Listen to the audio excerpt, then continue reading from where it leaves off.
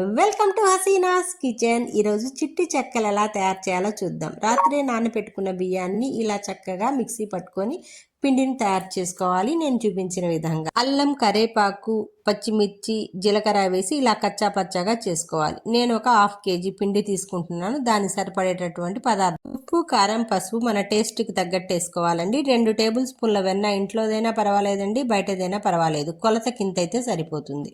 ఇలా చక్కగా కలుపుకోవాలి. చాలా తక్కువ నీళ్ళు పడతాయండి, ఎందుకంటే ఇది తడిపిండి కాబట్టి. ఇలా చక్కగా అంతా కలుపుకోవాలి. ముందు వెన్నంతా కలిసిపోవాలన్నమాట. పిండిలో ఇలా కలిస్తేనే వస్తుంది. ఎక్కువ నీళ్లు పోయకండి, జావ జావ అవుతుంది. పిండి ఇలా వస్తే సరిపోతుంది.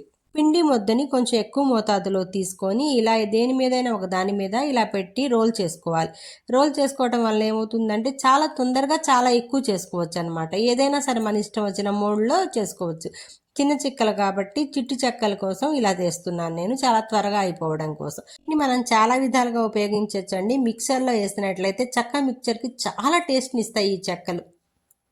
చెక్క మిక్చర్ కూడా ఎలా తయారు చేయాలో నెక్స్ట్ వీడియోలో చూపిస్తాను. చూసారు కదా, చక్కగా ఇలా వచ్చాయి. నూనె వేడెక్కాక ఒక్కొక్కటిగా వీటిలో వేసుకోవాలి.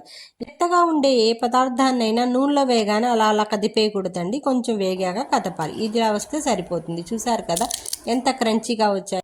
Thank you for watching.